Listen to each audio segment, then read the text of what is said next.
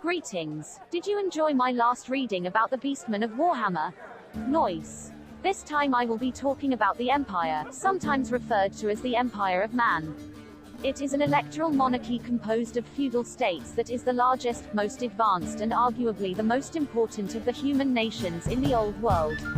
It was forged by the warrior king and ascended deity, Sigmar, from the primitive tribes of human barbarians who inhabited the lands more than 2,500 years ago. Although not as skilled in craftsmanship as the dwarfs, or in magic as the High Elves, the people of the Empire are not beholden by the limits of tradition to the same extent as those elder races, and continue to progress culturally, technologically and magically. The greatest nation of the Old World, the Empire is ruled by an emperor, and is composed of the descendants of the ancient tribes of mankind, united by the great human warrior, Sigmar Heldenhammer, after the Battle of Blackfire Pass. Sigmar was deified after his death by his people. Today, the Empire is led by Karl Franz I, who rules from his court in the imperial capital city of Altdorf. There are 10 provincial states in the Empire, each ruled by a feudal lord known as an elector count, whose allegiance firmly rooted to the authority of the emperor. It should be noted, however, that the Empire is not truly a single centralized nation, but instead a confederation of feudal states united by the common tongue of Rapespiel, a shared faith in the patron god Sigmar, and a mutual imperial culture. The Empire's history stretches back for more than 2,500 years, but much of it has been forgotten or lost in the intervening centuries. As war, fire, flood and even conspiracy had destroyed much of the historical record, whether it was recorded in books and scrolls or preserved in the form of artifacts.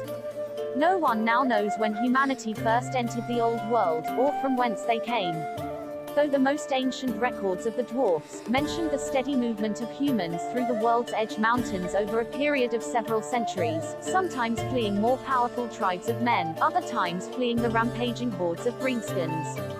The earliest known of these migrant peoples are mentioned in the chronicles of Nirn Shieldbreaker, the ancient king of Karaz-Ar-Karith. The golden leaf of this folio, stamped with the most ancient runes of the dwarfs, record a pastoral human tribe who worship the earth itself in the form of the Earth Mother, a religion now remembered as the Druidic Old Faith. This estimated to occurred around 1,500 years before the coronation of Sigmar as the first emperor. The earliest of human which migrated to the Old World were peaceful simple folks. They toiled the land, and tamed the wilderness for living. Having known no weaponsmithing, nor magical enchantment, these simple folks were constantly aggressed by the Beastmen, whose back in the early days, reigned supreme as king of the wilds. Over time, the raiding culture of the Beastmen were assimilated by the human and they started raiding each other for cattle and women. From this time forward, united tribes were formed, and with it so does cultures and religions. They started trading with the dwarf and the elf, and ultimately learning the dwarven craftsmanship as well as the elven enchantments. Thus making mankind, slowly but surely, forming its own distinct civilization in the Old World. Powerful as they may, the human was still but a rugged collection of ruffians scattered around the Old World. It wasn't until the coming of Sigmar that the tribes of men fully united. Sigmar was a powerful chieftain of the Umbrigan tribe. He once saved the dwarven king of Karaz-Ar-Karith and bestowed upon a golden warhammer that is Gal Maraz, an enchanted warhammer created by the ancestor god Smednir himself. Sigmar warred and defeated many of the Old World's tribesmen with a single purpose of unification. For he had foresight, that the realm of men will fall should it remain leaderless, as the looming greenskin hordes overwhelm the dwarfs. Many of the tribes submitted. Those that were defiant was obliterated and those that were indifferent migrated away. Such was the tribe of Brittany, which had no desire to become a part of the growing tribal confederation. After uniting the tribes of men, Sigmar then marched to the besieged dwarven stronghold of Blackfire Pass, relieving the dwarves' armies against the greenskin onslaught, led by the orc warlord Urdglut Bloodfang. Sigmar's warhammer felled upon the beast head, splitting its skull to smithereens, effectively halting the greenskin's momentum. The slaughter that followed was terrible to behold as the armies of man and dwarf fell upon their most hated foes. It is said that there has never been a greater concentration of crows in all the world that day, which had gathered to feast on the stinking and unburied corpses of the greenskins at Blackfire Pass. So many died that day that it would be over 1,000 years before the orcs and goblins could again raise such an army, even with the prodigious if unknown reproduction rates. After the Battle of Blackfire Pass, the humans returned to their lands, but not to their old ways. All the tribal chiefs recognized that humanity was safer united than divided. Thus, 1 year after the Battle of Blackfire Pass, the Ulrich, high priest of the cult of Ulrich, placed a crown of gold and ivory, a gift from the dwarfs, upon Sigmar's head and proclaimed him emperor, thus begin the Age of Sigmar. A venerated event that led to the founding of the Empire, the creation of the imperial calendar, as well as the forging of the 12 great magical runeblades.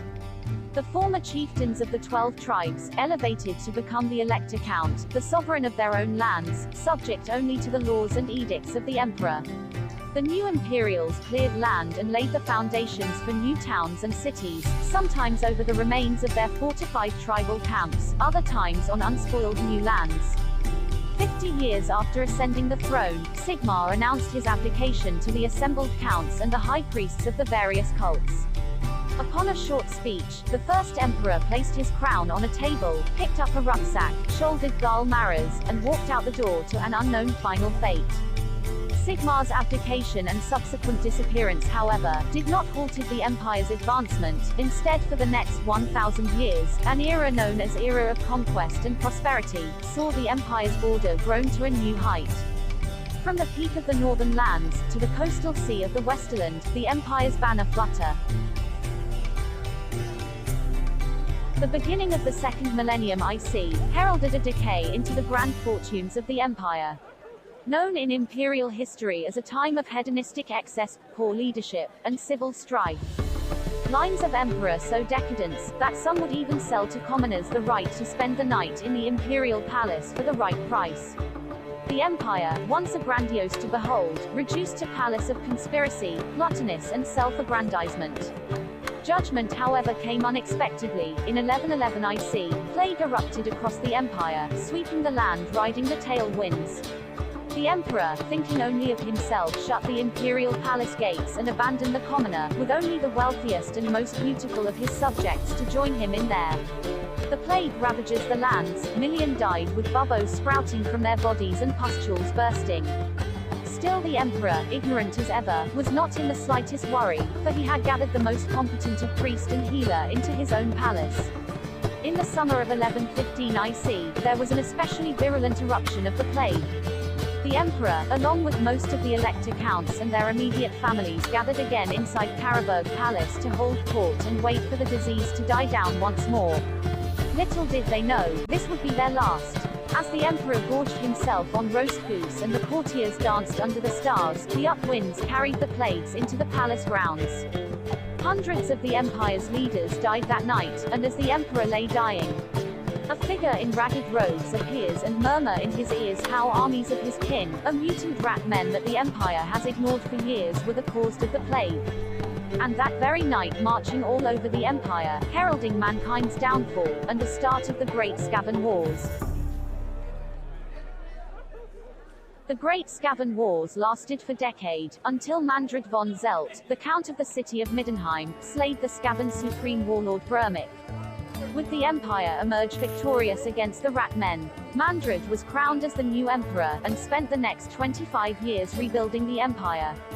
His untimely assassination, however, reverted the Empire into its previous states of dysfunctional, as the office of the Emperor became a toy to be traded amongst the elector counts.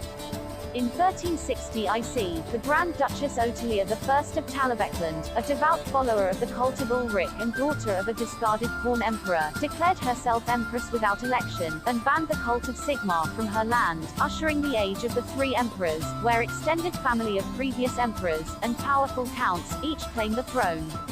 From this point forward, the private wars of the empire took on a religious character, with provinces loyal to cult of Sigmar clashing with others that follow the teaching of the cult of Ulrich, although it was not uncommon for other provinces to side with their ostensible religious enemies for short-term political or strategic gain.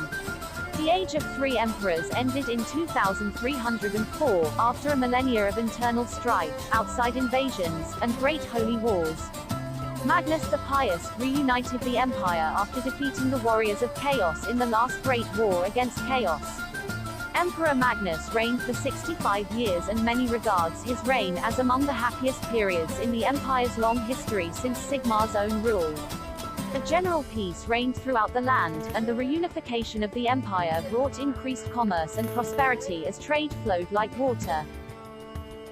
The current emperor, Karl Franz, acceded to the imperial throne in 2502 IC as a young and vigorous man.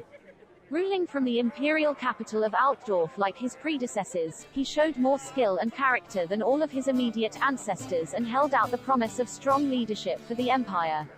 A powerful statesman, aided in no small way by the excellent advisors he has chosen, Emperor Karl Franz has managed to steer the empire through many dangers. Thank you, that concludes this time reading. There are more to talk about the empire, but I will be doing it some other time. Bye.